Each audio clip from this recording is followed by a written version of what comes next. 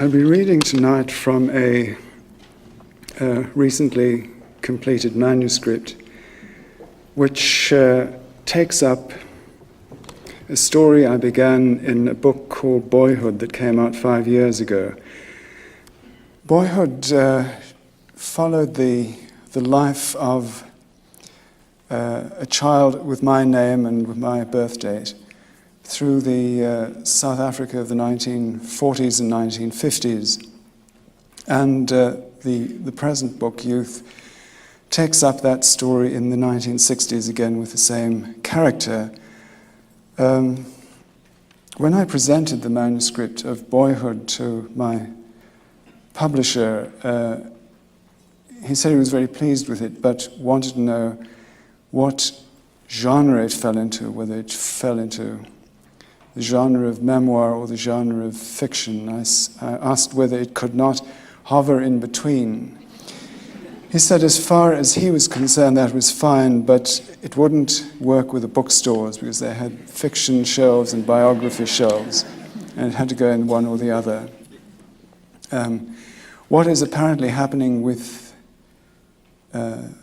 Youth, from which I'll read this evening, is that in the United States it'll be marketed as fiction and in Britain as biography.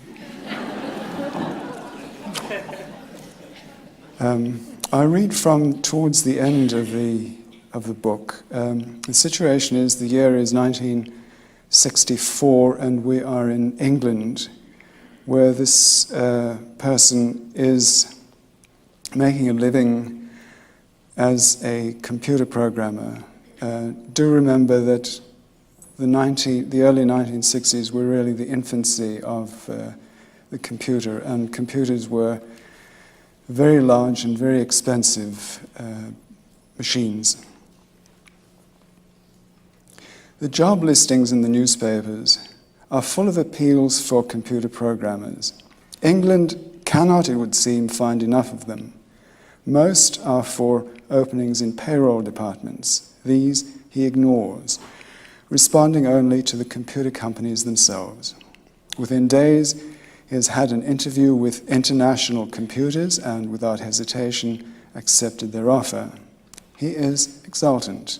He is employed. He is safe. He is not going to be ordered out of the country. There is one catch. Though International Computers has its head office in London, the work for which they want him is out in the country, in Berkshire.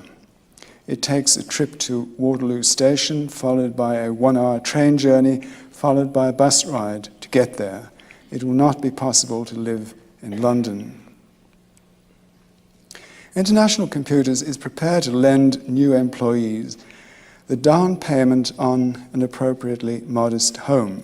In other words, with a stroke of a pen, he can become a house owner. He, a house owner.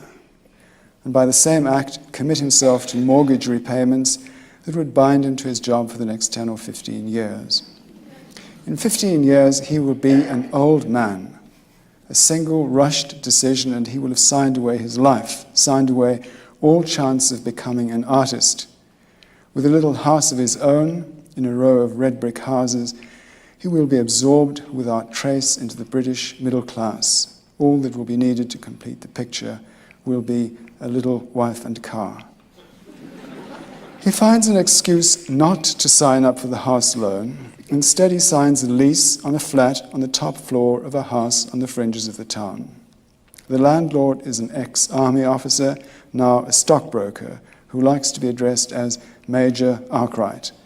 To Major Arkwright, he explains what computers are, what computer programming is, what a solid career it affords.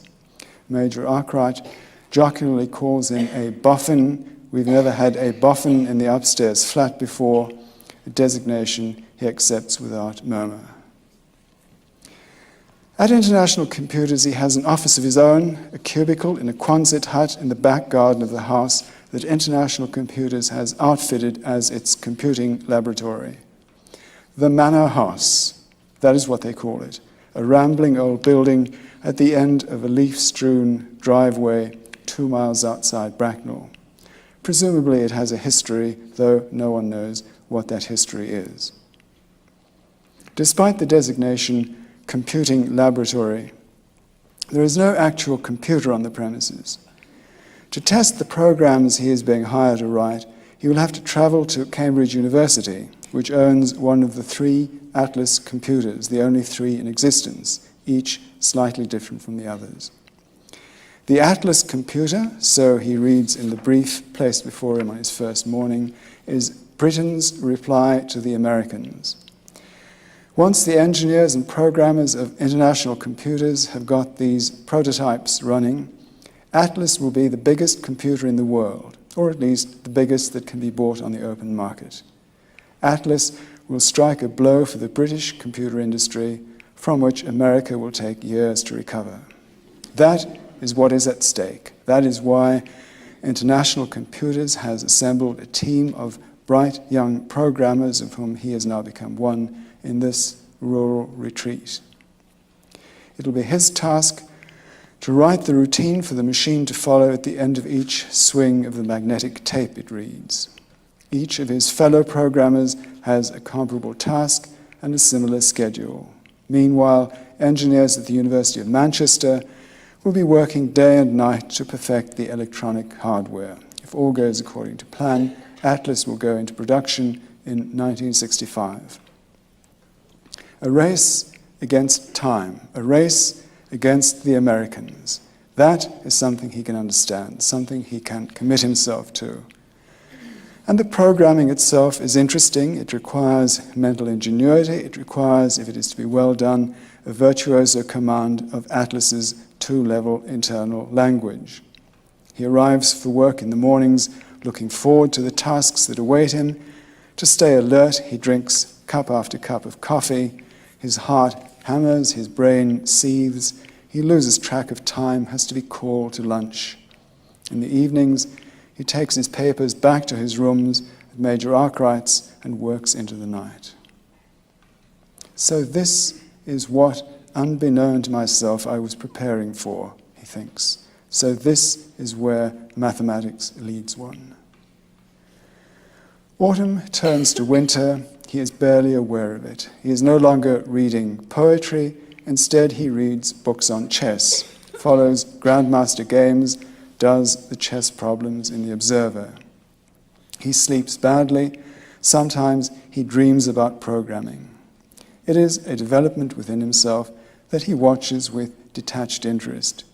Will he become like those scientists whose brains solve problems while they sleep? There is another thing he notices. He has stopped yearning. The quest for the mysterious, beautiful stranger who will set free the passion within him no longer preoccupies him. In part, no doubt, that is because Bracknell offers nothing to match the parade of girls in London. But he cannot help seeing a connection between the end of yearning and the end of poetry. Does it mean he is growing old? Is that what growing old amounts to? Growing out of yearning, of passion, of all intensities of the soul. The people among whom he works, men without exception, are clever in a way he can understand, a way that is much like being clever at school. They have lunch together in the canteen of the manor house. There is no nonsense about the food they are served: fish and chips, bangers and mash, toad in the hole, bubble and squeak, rhubarb tart with ice cream. He likes the food, has 2 helpings if he can, makes it the main meal of the day. In the evenings at home, if that is what they are now, his rooms at the Arkwrights, he does not bother to cook, simply eats bread and cheese over the chessboard. Among his co-workers is an Indian named Ganapati. Ganapati often arrives late to work. On some days he does not come at all. When he does come, he does not appear to be working very hard. He sits in his cubicle with his feet on the desk, apparently dreaming. For his absences, he has only the most cursory of excuses. I was not well. Nevertheless, he is not chided. Ganapati, it emerges, is a particularly valuable acquisition for International Computers. He has studied in America, holds an American degree in computer science. He and Ganapati are the two foreigners in the group. Together, when the weather allows, they go for after-lunch strolls in the manor grounds. Ganapati is disparaging about international computers and the whole Atlas project. Coming back to England was a mistake on his part, he says. The English do not know how to think big. He should have stayed in America. What is life like in South Africa? Would there be prospects for him in South Africa? He dissuades Ganapati from trying South Africa. South Africa is very backward, he tells him. There are no computers there. He does not tell him that outsiders are not welcome unless they are white. A bad spell sets in, day after day of rain and blustery wind.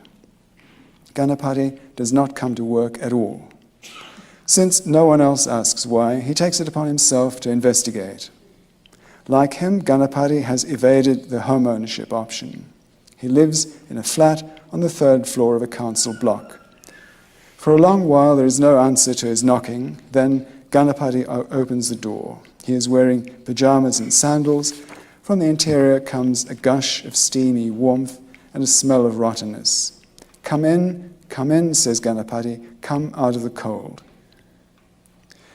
There is no furniture in the living room except for a television set with an armchair before it and 2 blazing electric heaters. Behind the door is a pile of black rubbish bags. It is from them that the bad smell comes. With the door closed, the smell is quite nauseating. Why don't you take the bags out? He asks. Ganapati is evasive, nor will he say why he has not been to work. In fact, he does not appear to want to talk at all. He wonders whether Ganapati has a girl in the bedroom, a local girl, one of the pert little typists or shop assistants from the housing estate whom he sees on the bus. Or perhaps, indeed, an Indian girl. Perhaps that is the explanation for all of Ganapati's absences. There is a beautiful Indian girl living with him, and he prefers making love to her, practicing tantra, deferring orgasm for hours on end, to writing machine code for Atlas. When he makes a move to leave, however, Ganapati shakes his head. Would you like some water? He offers. Ganapati offers him water from the faucet because he has run out of tea and coffee. He has also run out of food. He does not buy food except for bananas because it emerges he does not cook, does not like cooking, does not know how to cook. The rubbish bags contain, for the most part, banana peels. That is what he lives on. Bananas, chocolates, and, when he has it, tea. It is not the way he would like to live. In India, he lived at home, and his mother and sisters took care of him. In America, in Columbus, Ohio, he lived in what he calls a dormitory, where food appeared on the table at regular intervals. If you were hungry between meals, you went out and bought a hamburger. There was a hamburger place open 24 hours a day on the street outside the dormitory. In America, things were always open, not like in England. He should never have come back to England, a country without a future where even the heating does not work. He asks Ganapati whether he is ill. Ganapati brushes aside his concern. He wears the dressing gown for warmth, that is all. But he is not convinced. Now that he knows about the bananas, he sees Ganapati with new eyes. Ganapati is as tiny as a sparrow, with not a spare ounce of flesh. His face is gaunt. If he is not ill, he is at least starving. Behold, in Bracknell, in the heart of the home counties, a man is starving because he is too incompetent to feed himself. He invites Ganapati to lunch the next day, gives him precise instructions for how to get to Major Arkwright's. Then he goes out, searches for a shop that is open on a Saturday afternoon, and buys what it has to offer: bread in a plastic wrapper, cold meats, frozen green peas. At noon the next day, he lays out the repast and waits. Ganapati does not arrive. Since Ganapati does not have a telephone, there is nothing he can do about it short of conveying the meal to Ganapati's flat. Absurd, but perhaps that is what Ganapati wants, to have his food brought to him. Like himself, Ganapati is a spoiled, clever boy. Like himself, Ganapati has run away from his mother and the smothering ease she offers. But in Ganapati's case, running away seems to have used up all his energy. Now he is waiting to be rescued. He wants his mother or someone like her to come and save him. Otherwise, he will simply waste away and die in his flat full of garbage. International computers ought to hear about this. Ganapati has been entrusted with a key task, the logic of the job scheduling routines. If Ganapati falls out, the whole Atlas project will be delayed. But how can international computers be made to understand what ails Ganapati? How can anyone in England understand what brings people from the far corners of the earth to die on a wet, miserable island which they detest and to which they have no ties? The next day, Ganapati is at his desk as usual. For the missed appointment, he offers no word of explanation. At lunchtime in the canteen, he is in good spirits, even excited. He has entered a raffle for a Morris Mini, he says. He has bought 100 tickets. What else should he do with the big salary International Computers pays him? If he wins, they can drive to Cambridge together to do their program testing instead of catching trains, or they can drive to London for the day. Is there something about the whole business that he has failed to understand? Something Indian? Does Ganapati belong to a caste to which it is taboo to eat at the table of a Westerner? If so, what is he doing with a plate of cod and chips in the Manor House canteen? Should the invitation to lunch have been made more formally and confirmed in writing? By not arriving, was Ganapati graciously saving him the embarrassment of finding a guest at his front door whom he had invited on an impulse but did not really want? Did he somehow give the impression when he invited Ganapati that it was not a real, substantial invitation he was extending, merely a gesture toward an invitation, and that true politeness on Ganapati's part would consist in acknowledging the gesture without putting his host to the trouble of providing a repast? Does the notional meal, cold meats and boiled frozen peas with butter, that they would have eaten together, have the same value in the transaction between himself and Ganapati as cold meats and boiled frozen peas actually offered and consumed? Is everything between himself and Ganapati as before, or better than before, or worse? Ganapati has heard about Satyajit Ray, but does not think he has seen any of his films. Only a tiny sector of the Indian public, he says, would be interested in such films. In general, he says, Indians prefer to watch American films. Indian films are still very primitive. Ganapati is the first Indian he has known more than casually, if this can be called knowing. Chess games, conversations comparing England unfavorably with America, plus the one surprise visit to Ganapati's flat. Conversation would no doubt improve if Ganapati were an intellectual instead of just being clever. But how would he fare if one day he were to quit the computer industry and rejoin civilized society? After spending his best energies for so long on games with machines, would he be able to hold his own in conversation? Is there anything he would have gained from years with computers? Would he not at least have learned to think logically? Would logic not by then have become his second nature? He would like to believe so, but he cannot. Finally, he has no respect for any version of thinking that can be embodied in a computer's circuitry. The more he has to do with computing, the more it seems to him like chess, a tight little world defined by made-up rules, one that sucks in boys of a certain susceptible temperament and turns them half crazy, as he is half crazy, so that all the time they deludedly think they are playing the game is in fact playing them. It is a world he can escape. It is not too late for that. Alternatively, he can make his peace with it, as he sees the young men around him do, one by one, settle for marriage and a house and car, settle for what life realistically has to offer, sink their energies in their work. He is chagrined to see how well the reality principle operates, how under the prod of loneliness the boy with spots settles for the girl with the dull hair and the heavy legs, how everyone, no matter how unlikely, finds in the end a partner. Is that his problem? And is it as simple as that? That all the time he has been overestimating his worth on the market, fooling himself into believing he belongs with sculptresses and actresses, when in fact he belongs with a kindergarten teacher on the housing estate or the apprentice manageress of the shoe store. Marriage. Who would have imagined he would be feeling the tug, however faint, of marriage?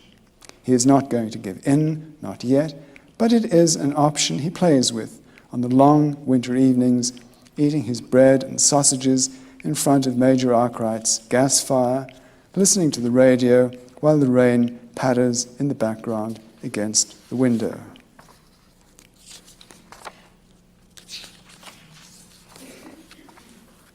Next chapter.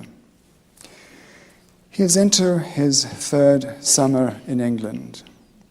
After lunch, on the lawn behind the manor house, he and the other programmers have taken to playing cricket with a tennis ball and an old bat found in a broom closet. He has not played cricket since he left school, when he decided to renounce it on the grounds that team sports were incompatible with the life of a poet and an intellectual. Now he finds, to his surprise, how much he still enjoys the game. Not only does he enjoy it, he is good at it. All the strokes he strove as a child so ineffectually to master come back unbidden, with an ease and fluency that is new, because his arms are stronger and because there is no reason to be frightened of the soft ball. He is better, much better, than his fellow players. How, he asks himself, did these young Englishmen spend their school days? Must he, a colonial, teach them to play their own game? His obsession with chess is waning. He is beginning to read again.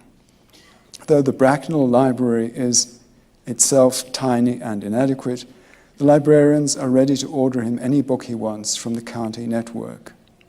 He is reading in the history of logic, pursuing an intuition that logic is a human invention, not part of the fabric of being, and therefore, there are many intermediate steps, but he can fill them in later, that computers are simply toys for the amusement of boys. There are many alternative logics, he is convinced, but how many? Each just as good as the logic of either or. The threat of the toy by which he earns his living, the threat that makes it more than just a toy, is that it will burn either or paths in the brains of its users and thus lock them irreversibly into its binary logic. He pores over Aristotle, over Peter Ramus, over Rudolf Carnap.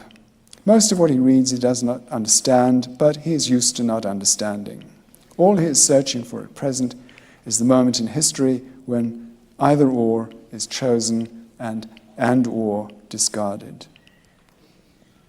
He has his books and his projects for the empty evenings, cricket at midday, and every second week a spell in Cambridge, with the luxury of nights alone with Atlas, the most redoubtable computer in the world.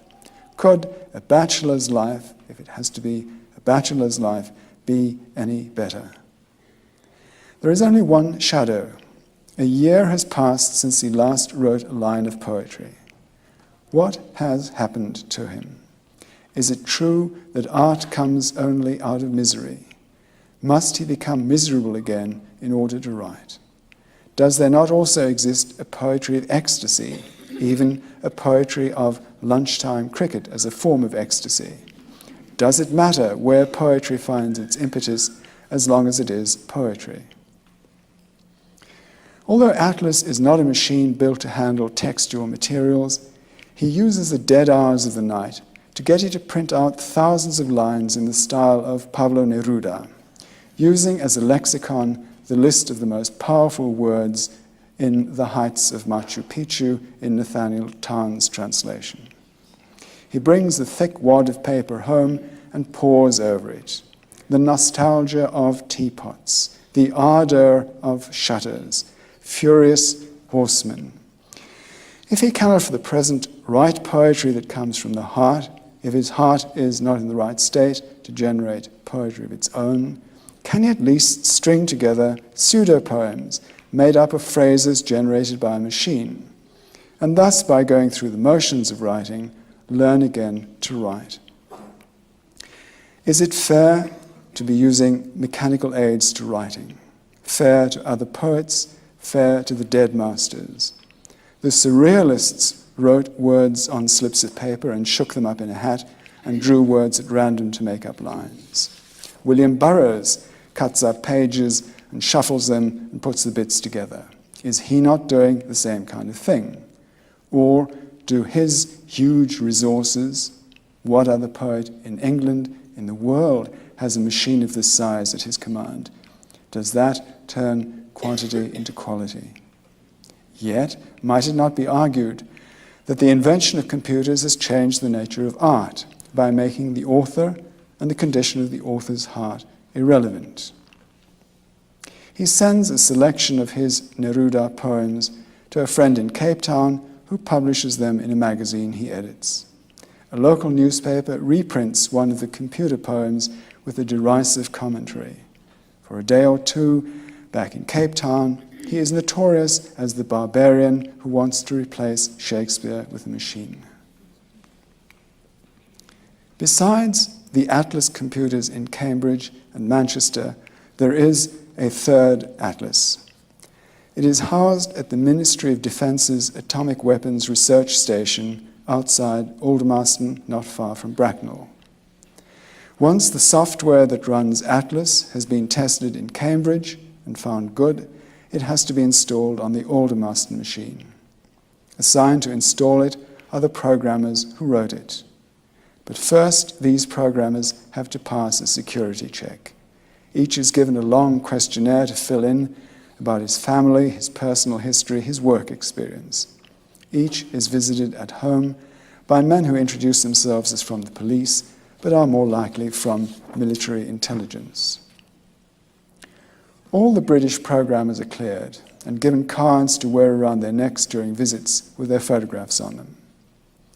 Once they have presented themselves at the entrance to Aldermaston and been escorted to the computer building, they are left more or less free to move around as they please. For Ganapati and himself, however, there is no question of clearance since they are foreigners, or as Ganapati qualifies it, non-American foreigners. At the entrance gate, the two of them therefore have guards assigned to them individually, who conduct them from place to place, stand watch over them at all times, and refuse to be engaged in conversation. When they go to the toilet, their guard stands at the cubicle door. When they eat, their guard stands behind them. They are allowed to speak to other International Computers personnel, but to no one else.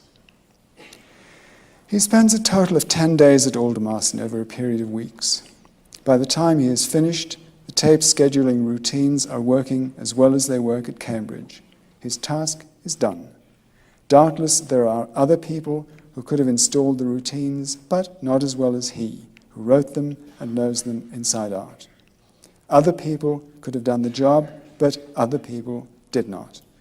Though he could have made a case for being excused, he could, for instance, have pointed to the unnatural circumstance of being observed in all his actions by a poker-faced guard and the effect of that on his state of mind. He did not make such a case. He has never known a place like Aldermaston. The cubicle where he works, as with every other cubicle and everything inside them, is cheap, functional, and ugly. The whole base, made up of low, scattered brick buildings, is ugly, with the ugliness of a place that knows no one will look at it or care to look at it, perhaps with the ugliness of a place that knows when war comes, it will be blown off the face of the earth. By passing through the gates of Aldermaston, by breathing its air, he has become an accomplice in the Cold War, and on the wrong side too. Tests no longer seem to be coming with fair warning these days, as they did when he was a schoolboy, or even to announce themselves as tests. But in this case, it is hard to plead unpreparedness as an excuse. From the moment the word Aldermaston was first uttered, he knew Aldermaston would be a test and knew he was not going to pass, was going to lack what it took to pass. By working at Aldermaston, he has lent himself to evil and, from a certain point of view, lent himself more culpably than his English colleagues, who, if they had refused to participate, would have risked their careers far more seriously than he, a transient and an outsider to this quarrel between Britain and America on the one hand and Russia on the other. Experience. That is the word he would like to fall back on to justify himself to himself. The artist must taste all experience, from the noblest to the most degraded.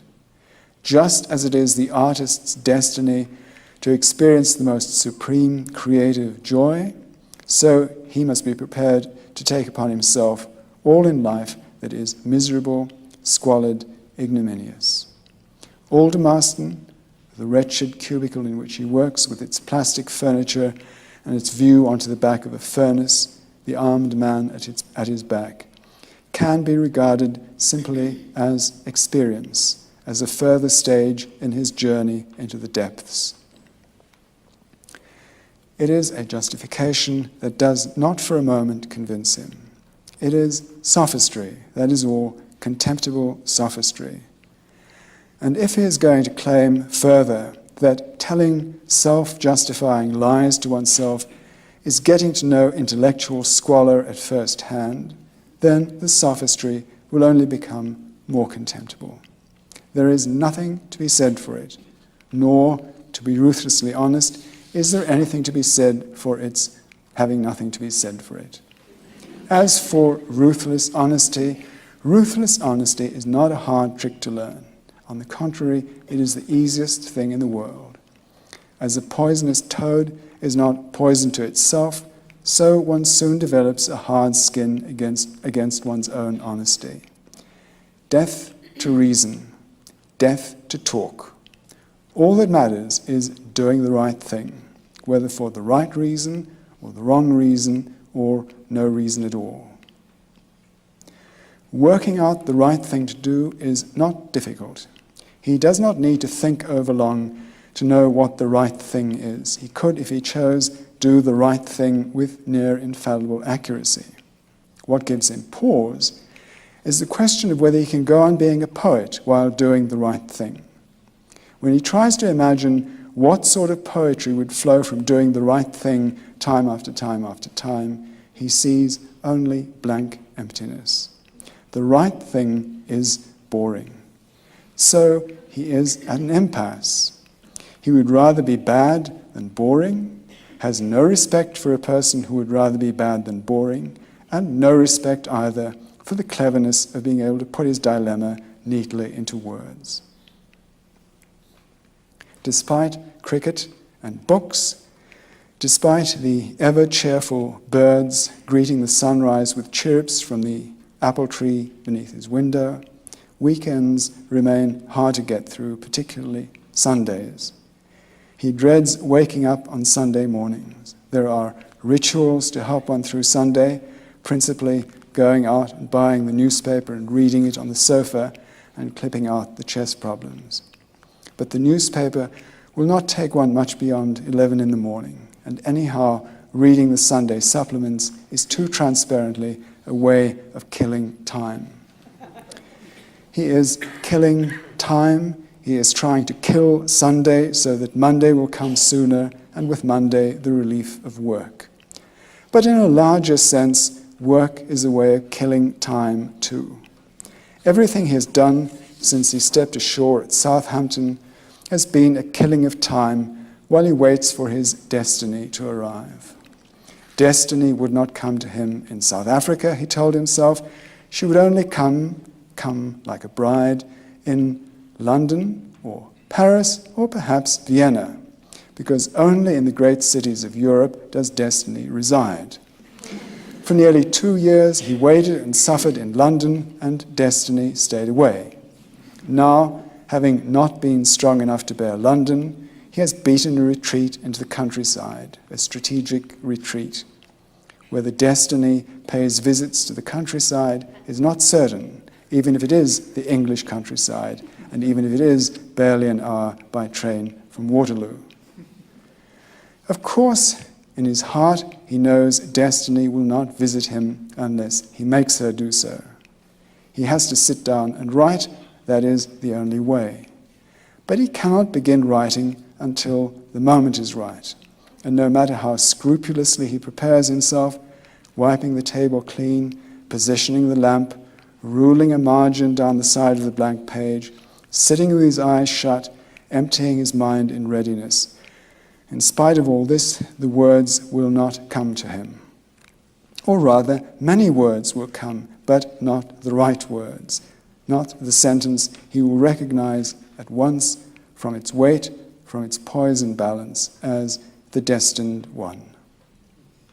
He hates these confrontations with a blank page. He hates them to the extent of beginning to avoid them. He cannot bear the weight of despair that descends at the end of each fruitless session, the realization that again he has failed. Better not to wound oneself in this way over and over. One might cease to be able to respond to the call when it comes, might become too weak, too abject. He is well aware that his failure as a writer and his failure as a lover are so closely parallel that they might as well be the same thing. He is the man, the poet, the maker, the active principle. And the man is not supposed to wait for the woman's approach. On the contrary, it is the woman who is supposed to wait for the man. The woman is the one who sleeps until aroused by the prince's kiss. The woman is the bud that unfolds under the caress of the sun's rays. Unless he wills himself to act, nothing will happen in love or in art. But he does not trust the will.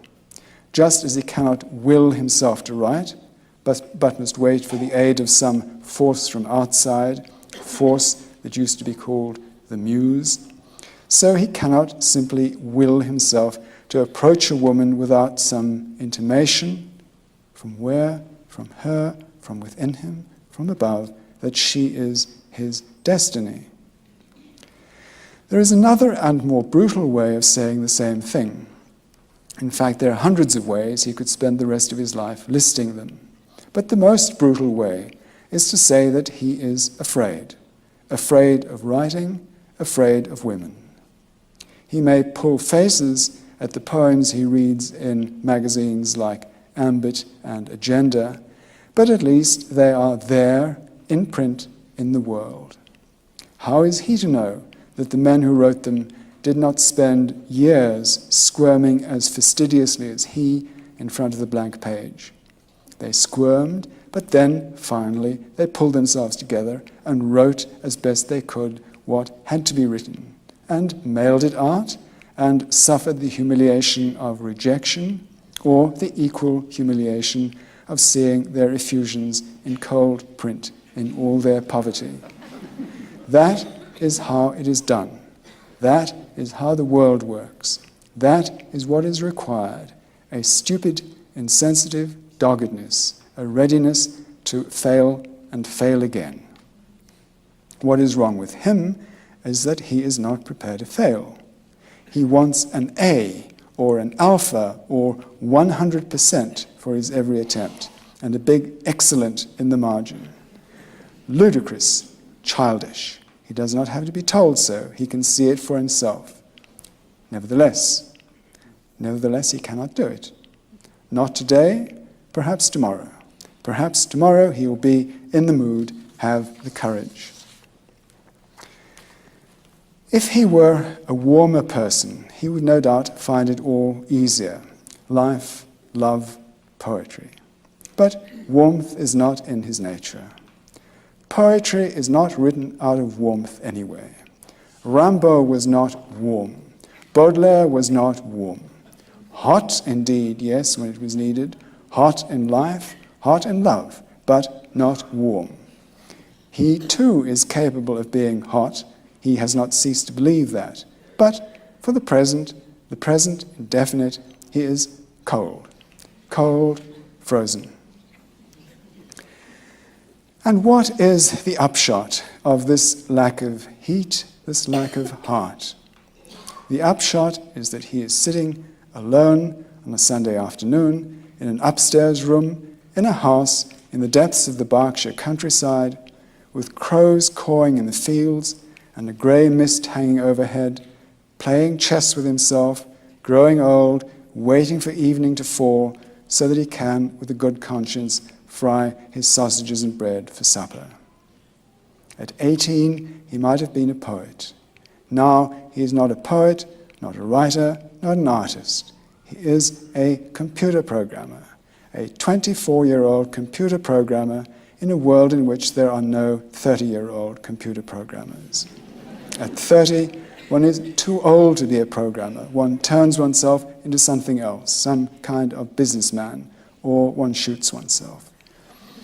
It is only because he is young, because the neurons in his brain are still firing more or less infallibly, that he has a toehold in the British computer industry, in British society, in Britain itself.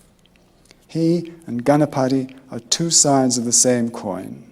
Ganapati starving, not because he is cut off from Mother India, but because he doesn't eat properly, because despite his MSc in computer science, he doesn't know about vitamins and minerals and amino acids.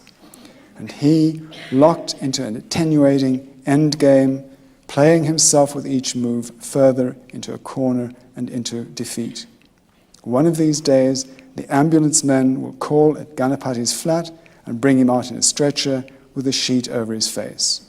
When they have fetched Ganapati, they might as well come and fetch him too. Thank you.